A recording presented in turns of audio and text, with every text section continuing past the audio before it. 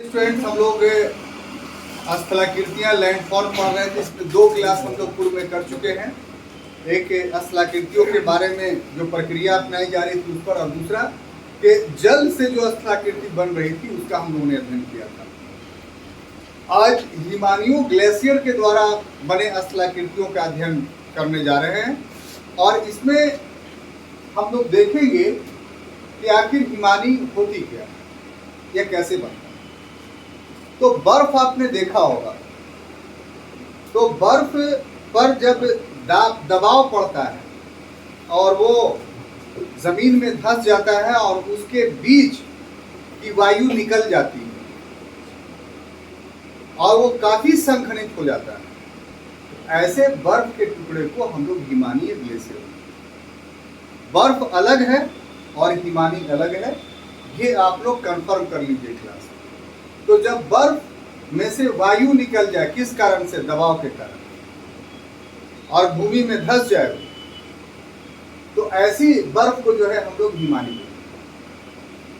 अब देखिए, एक लंबे समय तक यानी 20वीं शताब्दी से पहले तक ये दुनिया नहीं जानती थी कि हिमानी में भी गति होती है। और ये इसलिए नहीं जानी थी कि इसकी गति बहुत धीमी होती है। इतनी धीमी होती है कि उसका आप खड़े होकर के अवलोकन नहीं कर सकते। जैसे पानी है, उसकी गति को आप अवलोकन कर रहे हैं, देख रहे हैं। वायु है, उसकी गति को आप महसूस कर रहे हैं। लेकिन हिमानी के गति को का अवलोकन आप तत्क्षण नहीं कर सकते हैं। जितना समय लगेगा अवलोकन करने के लिए, उतना समय आप खड़े नहीं रह सकते।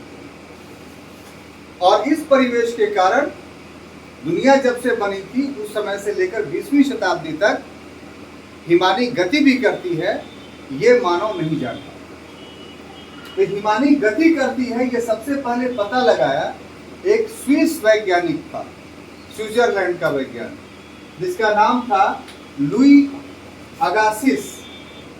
इन्होंने 1834 ईस्वी में सबसे पहले पता लगाया कि हिमानी भी गतिशील हो, हिमानी भी चलती है। अब देखिए, हिमानी के चलने का कारण क्या, आखिर क्यों चलती है? एक जगह खड़ी रहती, तो इसके चलने के दो कारण हैं, एक दाब और दूसरा गुरुत्वाकर्षण। यानी हिमानी के ऊपर से, हिमानी एक बहुत ऊंचा एक प्रकार का पर्वत ही हो जाता है, तो हर पार्ट एक दूसरे पर दबाव डालता है।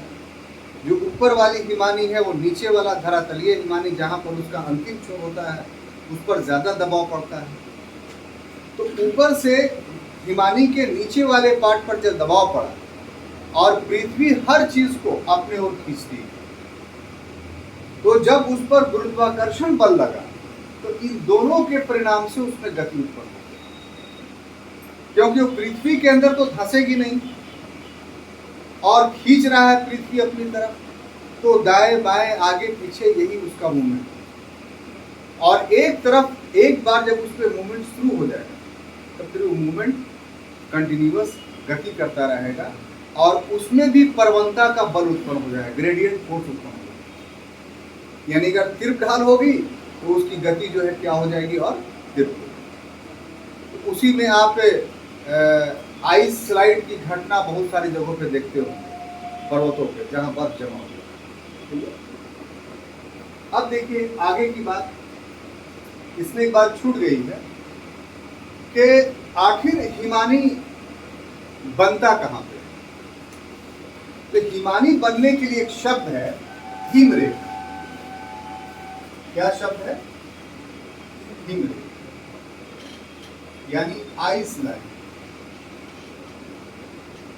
ये आइस लाइन क्या है कि ऊंचाई का वह ऊंचा क्षेत्र जहां से बर्फ जमता हो।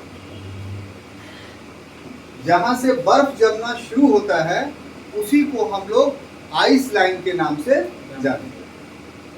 तो ये हर क्षेत्रों में आइस लाइन की ऊंचाई अलग है। जैसे भूमध्य रेखा में आइस लाइन की ऊंचाई सबसे ऊंची है और वो कितना है? 6000 मीटर। भूमध्य रेखा पर अगर 6000 मीटर की ऊंचाई पर आप जाएंगे, वहां से बर्फ जमा हुआ आपको मिलेगा। ये हिमालय की हमने ऊंचाई बताई। भूमध्य रेखा पर आएंगे तो और वो बढ़ जाएगा थोड़ा, ठीक है। तो हिमालय का आइस लाइन जो है वो 6000 मीटर है। भूमध्य रेखा पर आएंगे तो और वो बढ़ जाएगा, 7000 हो जाएगा। और जैसे जैसे हम लोग ध्रुव की तरफ बढ़ेंगे, वैसे वैसे हिम रेखा आइस लाइन घटता चला जाएगा। और जब हम लोग पहुंचेंगे ध्रुव पर, तो वो समुद्र तल के बराबर हो जाएगा, यानी वहां समुद्र से ही बर्फ जमना शुरू हो जाएगा। इसीलिए आर्टिक ओशियन है, लेकिन आर्टिक ओशियन में क्या है, बर्फ जमा हुआ रहता है। स्थलीय भाग देखता है, लोग ऊपर चलते हैं, लेकिन है ओशियन। क्यों? क्योंकि वहां हिम रेखा जो है समुद्र तल से ही शुरू हो जाती है। बात समझ आ रही है? अब ऐसी परिस्थिति में हिमानियों के कुल 4 प्रकार उभर करके सामने आते हैं हिम के जमने के आधार पर। एक महाद्वीपीय हिमानी, कॉन्टिनेंटल ग्लेशियर। तो महाद्वीप का मतलब क्या हुआ कि भूमि का भाग, स्थलीय भाग, महादेशीय भाग। तो महादेशों में ऊंचाई के साथ साथ जो ग्लेशियर पाया जाता है, जैसे हिमालय में जो ग्लेशियर है वो क्या है, एक महादेश में, एशिया महादेश में, एक महाद्वीप में, एशिया महाद्वीप में। तो उस पर भी ग्लेशियर पाया जाएगा, तो उस ग्लेशियर को क्या बोलेंगे, महाद्वीपीय। इसी प्रकार से हिम छत्रक, आइस मशरूम, वो पर्वतों पे छाता के रूप में ग्लेशियर अगर जमा हुआ। मशरूम एक पौधा है जो छाते के रूप में दिखाई पड़ता है, तो ऐसे ग्लेशियर को हम लोग आइस मशरूम या हिम छत्रक के नाम से जानते हैं। पर्वत पादी में माउंटेन फूट ग्लेशियर कि बहुत सारा पर्वत इतनी ऊंचाइयों पर है, शुरुआत ही हुआ है, या बहुत सारा स्थल खंड इतने ऊंचाइयों पर है कि वहां से पर्वत शुरू हुआ है, तो उस पर्वत के नीचे ही, फुटपाथ पे ही जो है, उसके फुट पर ही हिमानी जमने लगी, तो उसको माउंटेन फूट हम लोग करेंगे। बहुत सारी नदियां हैं ऐसी जो उच्च अक्षांश, निम्न अक्षांशों में बह रही है, जैसे ध्रुवीय क्षेत्रों में। तो नदियां क्या है, जम जाती हैं। जैसे उदाहरण के लिए आप झेलम नदी को लीजिए, तो झेलम नदी का ही एक पार्ट है उलर लेक, जो श्रीनगर में। तो क्या है, आप जाड़े के समय में जाएंगे तो पूरा लेक जम जाएगा, तो आगे वाला भी जो नदी का पार्ट है वो भी जम जाता है। फिर जब जाड़ा खत्म होता है तो वो नदी जो है वो जल उसमें होता है, पिघल जाता है। तो ऐसे जो है उसको हम लोग बोलेंगे हिमनद या आइस रिवर। क्लियर? तो ग्लेशियर का मतलब सिर्फ ये नहीं समझिए कि पर्वत पर जो जमा हुआ बर्फ है सिर्फ उसी को बोलते हैं, उसके ये 4 रूप पाए जाते हैं। अब आइए कि इसमें इसके माध्यम से जो स्थलाकृतियां बनती हैं, तो उसके लिए बहुत सारे प्रोसेस होते हैं। तो उसमें 2 प्रोसेस है, 2 प्रक्रम है। ये जो काम करता है मुख्य रूप से, वो अपघर्षण का करता है, एब्रेशन का करता है। एब्रेशन क्या कि जो चलेगा ये, तो इसके तली के नीचे जो कंकड़ पत्थर या बोल्डर है, उसको कबाड़ते हुए और बहाते हुए साथ ले जाता है। तो ग्लेशियर के द्वारा अपने तली में जो अन्य कंकड़ पत्थर, बोल्डर या बालू को जो है बहा कर ले जाने की प्रक्रिया होती है, उस प्रक्रिया को आप घर्षण या एब्रेशन बोलते हैं। और किसी पत्थर को अगर उठा लेगा, बड़ा पत्थर, तो उसको उत्पाटन या प्लकिंग बोलते हैं। तो ये अपघर्षण, उत्पाटन, एब्रेशन और प्लकिंग सिर्फ हिमानी द्वारा बना स्थलाकृतियों का ही प्रक्रम। जल में, वायु में, सागरीय जल में, ये सब में ये दोनों प्रक्रम नहीं पाया जाएगा। अपघर्षण और उत्पाटन सिर्फ हिमानी प्रक्रम है। लेकिन इसका मतलब ये नहीं है कि और परक्रम नहीं होंगे। जैसे नदियों में अपर्दन परिवहन निक्षेपण हो रहा था, तो हिमानियों में भी अपर्दन परिवहन और निक्षेपण हो, यानी इरोजन, ट्रांसपोर्टेशन और डिपोजिशन। तो ये उसके सहायक प्रक्रम। जैसे यहाँ है अब घर्षण लगड़ा, उसको लगड़े में जो चीज निकला उसको ले जाएगा, तो ले जाएगा तो ये परिवहन कहलाएगा। कहीं नहीं कहीं के पर जा करके उसको डिपोज कर जाएगा, तो ये निक्षेपण कहलाएगा, डिपोजिशन कहलाएगा। बात समझ में आ रही है? उत्पाटन करेगा, कोई बड़ा पत्थर जो है वो गड्ढे से कबाड़ लिया, तो उसको फिर ट्रांसपोर्टेशन करेगा, ट्रांसपोर्टेशन के दौरान में भी उसमें अपर्दन होगा, इरोजन होगा, और बहुत सारे टुकड़े उसके हो जाएंगे, और फिर लास्ट में ये सारी चीज डिपोज कहीं पर होगा, तो उसको हम लोग निक्षेपण या डिपोजिशन बोलेंगे। तो इंट्रोडक्शंस में इतनी सारी बातें आपको जानना पड़ेगा। अब देखिए, हिमानियां दो प्रकार का काम करती है। एक अपरदनात्मक काम, इरोजनल वर्क भी करती है, और दूसरा निक्षेपात्मक कार्य, डिपोजिशन वर्क भी करती है। तो उससे इसके द्वारा जो स्थलाकृतियां बन रही हैं वो दो, उसका वर्गीकरण हम लोग कर रहे हैं। एक ऐसा स्थलाकृति है जो अपर्दनात्मक परक्रम से बन रहा है, तो अपर्दनीय स्थलाकृति कहलाएगी हिमानी, यानी इरोजनल लैंडफॉर्म ऑफ ग्लेशियर कहलाएगा। और दूसरा कि उसको डिपोज कहीं पर कर रहा है, निक्षेप कर रहा है, तो बहुत सारी स्थलाकृतियां जो है डिपोजिशनल कंडीशन में बन जाती है। तो ऐसे स्थलाकृतियों को हम लोग निक्षेपात्मक या डिपोजिशनल लैंडफॉर्म ऑफ ग्लेशियर्स बोलते हैं। क्लियर? अब देखेंगे दोनों में अलग अलग, तो इसमें कुल 9 है, इसमें कुल 7 है। इसमें जहां तक इसका पहला है यू आकार की घाटी का जहां तक बात है, तो जो ग्लेशियर है वो दो प्रकार का अपर्दन करेगा। एक तली का यानी नीचे में, और दूसरा जो है पार्श्व यानी बगल। नीचे में भी करेगा और बगल में भी करेगा।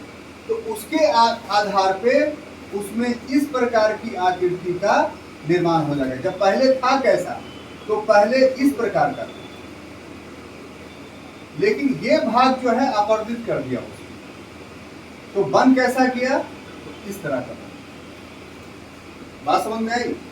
आमतौर पे जो पर्वतों पे घाटियां होंगी वो भी आकार की होगी, जो नदियों के द्वारा, लेकिन इसमें अगर ग्लेशियर बहने लगेगा तो फिर ये तली और पार्श्व दोनों अपर्दन करने लगेगा। तो तली भी इसकी गहरी होगी, बगल वाला ये जो पार्श्व है ये भी कट जाएगा, और ऐसी परिस्थिति में यू आकार की घाटी का निर्माण।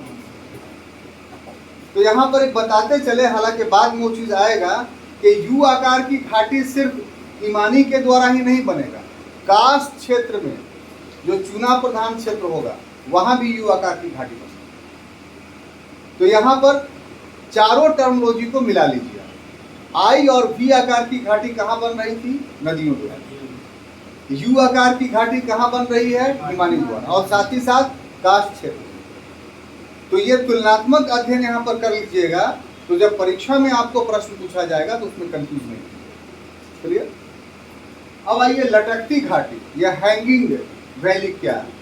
तो इसमें एक मुख्य हिमानी होती है। ये जो हुआ ये मेन ग्लेशियर है, ठीक है। अब इसके ऊपर जो है ग्लेशियर पूरा जम गया तो क्या वो बर्फ नहीं रहा, ठीक है, वो ग्लेशियर बन गया। ग्लेशियर और बर्फ में डिफरेंस से बता दिया कि जब हवा भरा रहे तो वो बर्फ है, और जब हवा निकल जाए तो वो ग्लेशियर है।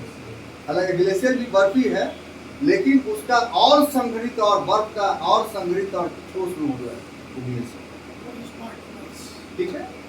अब इसके बाद में चल कर करके इसमें दूसरा पार्ट जो है वो बन गया। तो ये ऑक्सिलरी है, सहायक है। जो बाद में बना पुनीता जी वो क्या हो गया, सहायक है। तो ये देख रहे हैं कि लटकता हुआ दिखाई पड़ रहा है, तो इसी को लटकती घाटी या हैंगिंग वैली बोलेंगे। ये टेम्पोररी है, इसकी अधिकांश स्थलाकृतियां क्या है, टेम्पोररी है, परमानेंट नहीं है। अब देखिए ये पिघलने लगेगी, तो ये जब पिघलने लगेगी तो इसमें जो है वो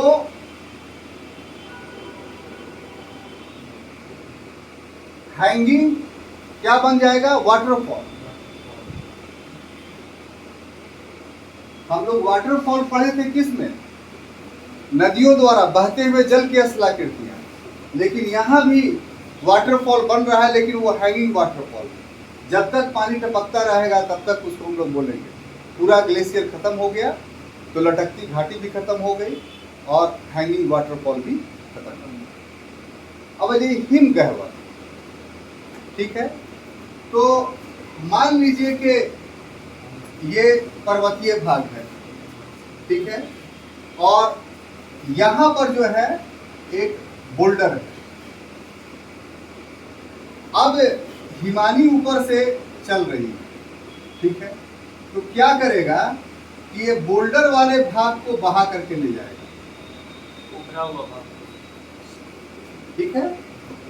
तो क्या हो जाएगा, रास्ते में ये वाला भाग जो है वही सर्क कहलाता है, यानी जहां पर से पत्थर उखड़ गया जिस ढलान पर से और ग्लेशियर उसको बहा कर ले गया, तो उस पर्वत पर जो धंसा हुआ भाग है जहां से पत्थर उठा था उसी को हम लोग सर्क बोलेंगे, हिमगह्वर बोलेंगे। क्लियर।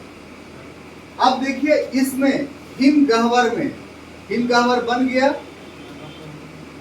ठीक है। अब इसमें जल भर गया, क्या भर गया, जल, तो यही हिमगह्वर झील यानी टार्न बन गया। हाँ, बहुत समझने में दिक्कत नहीं होनी चाहिए, फिर से समझ लीजिए। यहाँ पर पत्थर था, धंसा हुआ था, ऊपर से ग्लेशियर आया तो पत्थर को नीचे लेकर के चला आया, ये क्या हुआ, गड्ढा हो गया, तो ये सर्क बन गया, ठीक है। अब इसी में जल भर गया तो हिमगह्वर झील जिसको टार्न बोलते हैं। अब आइए एरिटे। अब दो ऐसे मतलब हिमगह्वर जो है जिसमें बना था वो ये आपस में आकर के मिल जाए, पर्वतों में जहां पर हिमगह्वर बना है ग्लेशियर में, और वो आपस में आके मिल जाए तो कंघी की तरह दिखाई पड़ेगा। जैसे कंघी आप देखते हैं कि नोकीला भाग है फिर पूरा धंसा हुआ है, फिर नोकीला भाग है, फिर धंसा हुआ भाग है, तो ऐसे स्थिति को जो है, जो कंघी नुमा स्थिति बनेगी, इसी कंघी नुमा आकृति को जो है वो हम लोग क्या बोलेंगे, अब गिरी रिंग या हॉर्न, तो ये भी अपरदनात्मक में हम लोग पढ़ रहे हैं। तो कोई ग्लेशियर चल रहा है और चलने के बाद उसका छूटा हुआ पिछला भाग, पर्वतीय भाग जो है वो सिंह की आकृति ले ले, यानी नोकीला इस टाइप से आकृति, ठीक है। ये इतना समझ जाइए कि ये पर्वतीय भाग है और इसमें इस ढंग से नोकीला आकृति ले ले। क्यों? क्योंकि यहाँ पर पूरा ग्लेशियर भरा हुआ है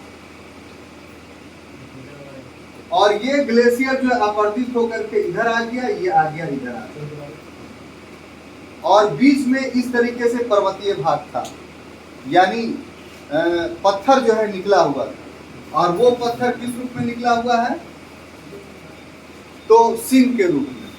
तो ऐसी आकृति को हम लोग जो है वो गिरी रिंग या हॉर्न, ये परमानेंट हो। इसके बाद है नुनाटक। अगर गुंबदाकार आकृति,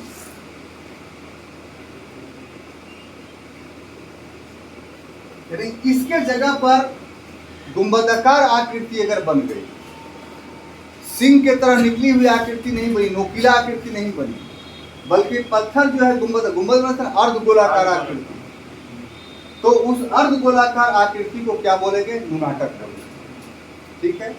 अब आइए भेड़ पीठ शैल रॉस मुसान। ये क्या होता है कि अगर अपर्दन कर रहा है ग्लेशियर और अपर्दन के पश्चात भेड़ के पीठ के तरह की आकृति का उभार हो गया। माने वहां पर पत्थर ऐसा था कि उसकी आकृति भेड़ के पीठ की तरह थी, कुछ उबड़ खाबड़ था, और ग्लेशियर के चलने के वजह से उबड़ खाबड़ खत्म हो गया, प्योर चिकना हो गया वो पत्थर। तो ऐसे चिकने पत्थर को जो भेड़ के पीठ के तरह हो जाए उसको रौश मुटाने के नाम से जानते हैं। ये भेड़ पीठ शैल नहीं देगा एग्जाम में आपको हिंदी में भी और इंग्लिश में भी रौश मुटाने लिखे, इतना बात याद रखें। और अंतिम है फियोर्ड। ये कब होता है कि मान लीजिए कि ये समुंदर है, ठीक है, ये क्या है, सी, और यहां से ग्लेशियर जो है वो चल रहा है, और चलने के बाद ये समुंदर में जो है ग्लेशियर चला जाएगा। तो यहां पर क्या करेगा, यहां पर इसके किनारे को अपरदित कर जाएगा।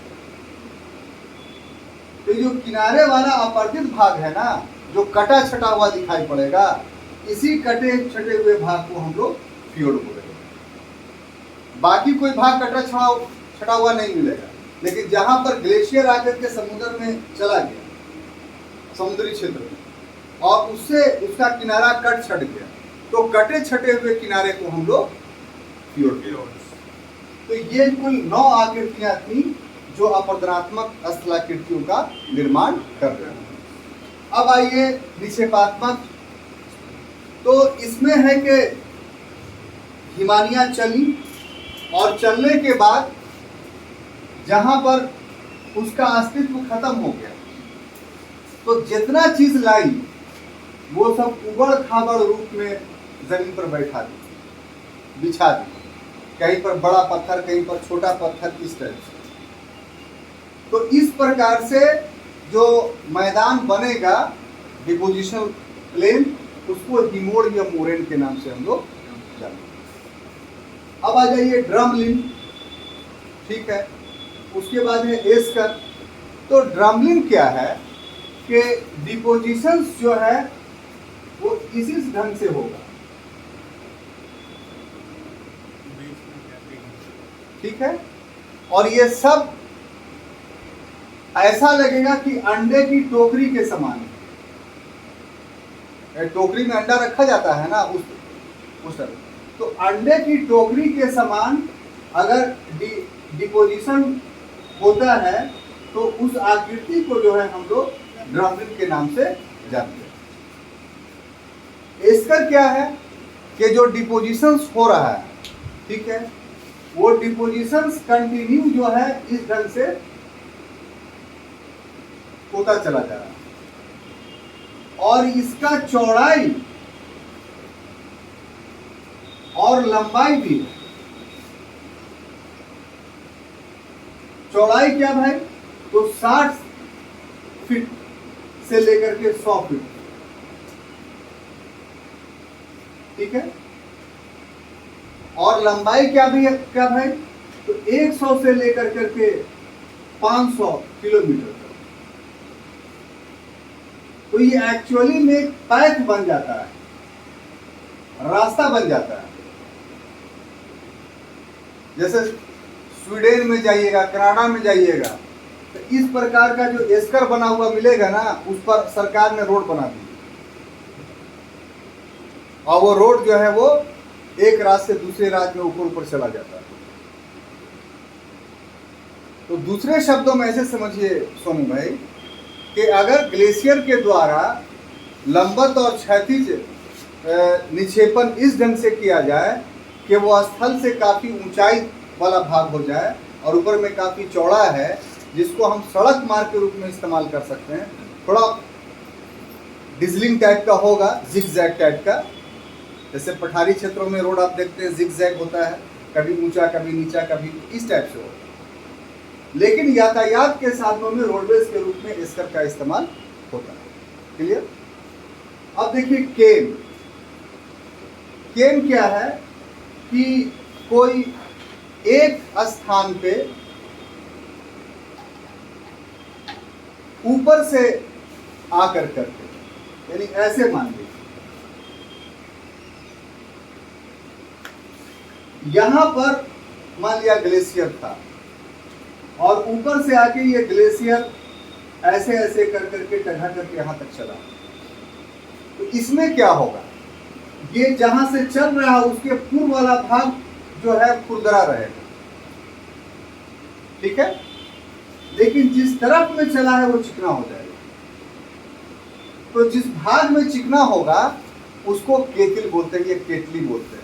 जैसे चाय की केतली होती है ना, तो चाय की केतली होती है, देखते हैं ऊपर से ऐसे चिकना की तरह बनाया जाता है, तो उसी तरह की आकृति हो जाती है। अब देखिए, सॉरी, ये केम का हम बता रहे हैं, ये क्या केम का बता रहे हैं, ऐसे यहाँ से चला ऐसे ऐसे, ये चिकना वाला था। और केतिल क्या है कि बीच में कहीं पर इस टाइप का गड्ढा हो जाए, इस टाइप का गड्ढा हो जाए, तो इस गड्ढे को हम लोग केतली बोलेंगे, जैसे केतली का गड्ढा रहता है।